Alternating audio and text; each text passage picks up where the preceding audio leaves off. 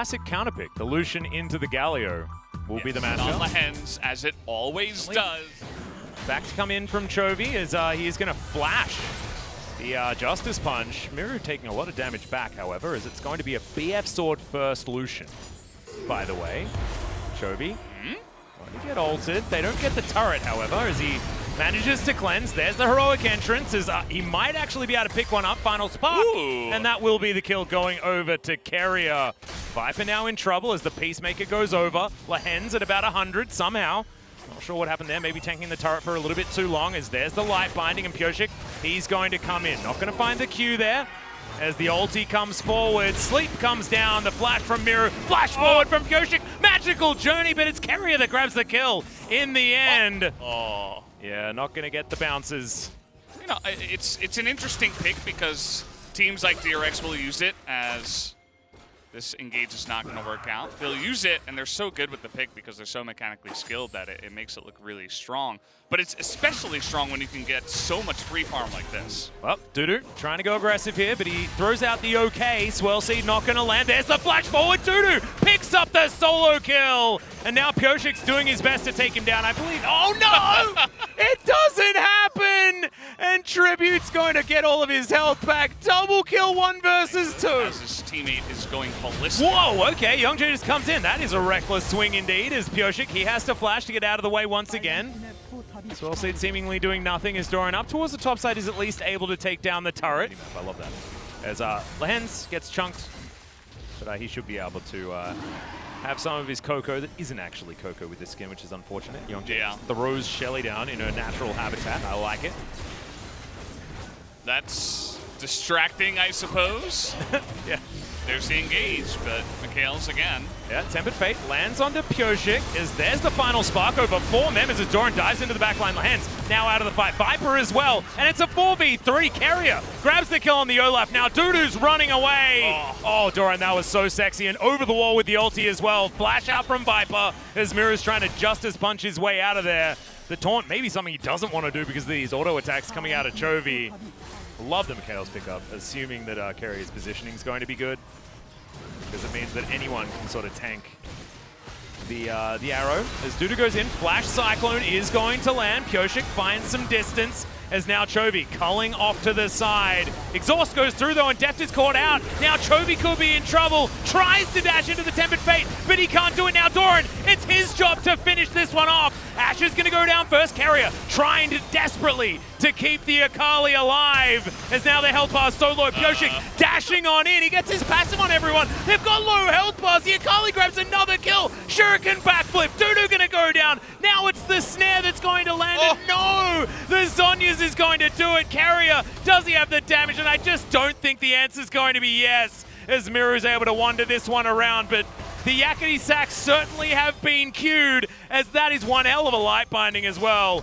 The shield comes in, meme slap, not enough goes. He has still had his damn stopwatch in the end, as Lehens is going to survive, as is Miru, but they're not going to be able to do the dragon. You're standing that with no mana. Carrier really couldn't do much, as well. Here we go. Another fight. Doran going to be able to get the assassination on the Ashe. 5-point strike as well, doing a fair bit of damage, as we've got the Swirl Seeds flying on through. It's a great cosmic binding, but you'd expect that one. They take the magical journey. Oh, Deft is alive this time, guys. And this is real dangerous. Yeah. Goodbye, Mr. Lehens. They look much better than they did around the Dragon Pit. And because Doran is really seeming to be the carry as... Arrow. Okay, That's Arrow a goal. goes wide. Tempered Fate, and Deft is going to get caught. Youngjae, Piercing Light is going to come in as Deft is kept alive by all of the shields and heals. Youngjae now in trouble. The culling flies over. Chovy getting decent value, but Magical Journey gets them out of the way. Dudu, that was not the decoy. And that's a very dead monkey. As Carrier finds the live binding. There's the ulti, and Chovy grabs it with a double tap. He's been watching Zombieland, certainly taking note. And DRX now going to take down the inner turret. Inhibitor turret going to suffer the same fate. And DRX, I don't know what it is with this composition, but they're making it look easy with an 8,000 gold lead now up against Home Alive. Yeah, just so many different ways to. All right, it's a big taunt onto 3. Chovy immediately cleanses it and looks to try and kill the Hens. He will go down, as the heroic entrance will put Miru in a very unfortunate position. Carrier grabs that kill now. Viper will hop onto the fountain, does take down Chovy there, but that is going to be the watch out Eep that grabs the kill onto the Ashe. And this will be the end of the game. Nexus goes down, and Lilia will have a 100% win rate here in the LCK. Wow, DRX, you did it. You made Lilia work. And certainly was fun to watch in the early game, doing all the farming that he could. A normal standard comp that we see nowadays in the LCK. But DRX is one of the teams that...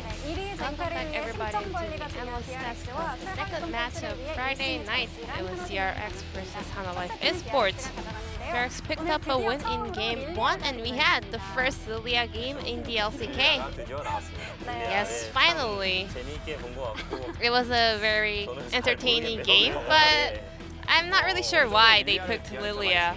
I mean, we can tell the DRX, they have been preparing this pick for a long time, but they let Hana Life Esports to get their favorite picks such as Galio and Wukong. DRX wanted to focus on their lane priority, and Hana Life Esports was able to get their favorite picks. But at the same time, they had a very powerful comp for the early skirmishes, but with the carry super play and also Doran's incredible assassination, DRX was able to pick up a win for Game 1.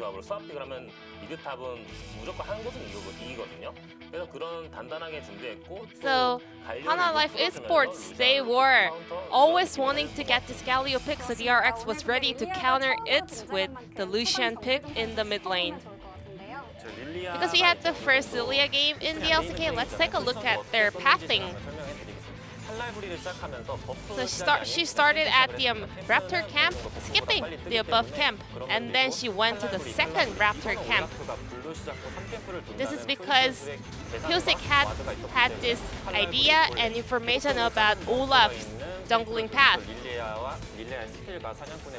So Lilia was utilizing and min-maxing all the impossible win points over here in the jungle compared to the Olaf. They had the full idea of Olaf's potential jungle path. However, the differential between EXP in terms of Lilia and Olaf was not that big.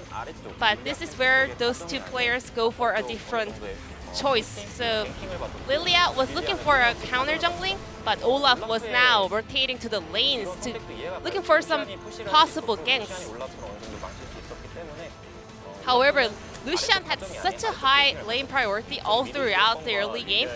Lilia was really roaming around the enemy jungle.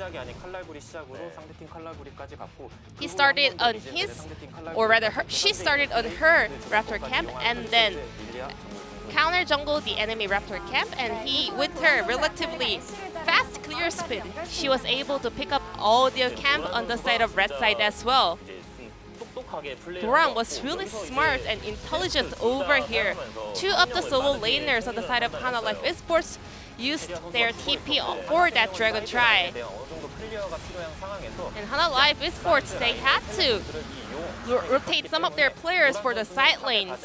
So Doran, instead of going for the top lane, because they had the information that Hana Life Esports, they are all focused on that dragon, he was hiding in a very sneaky position. So the damage coming out from level 16 Akali was so big. And Akali also had some tenacity, so she was able to escape this upcoming chain CC. So this was a very smart performance coming out from Doran. They had 3 camps available on the left-hand side of the jungle, and also a lot of Hana Life Esports lanes were actually having a huge minion waves coming in, so they had to had a better decision with their rotation.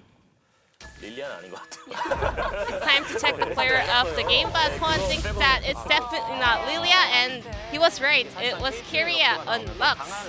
Caitlyn and Lux is about the strong laning phase, but they did also a little bit sacrifice for Lilia.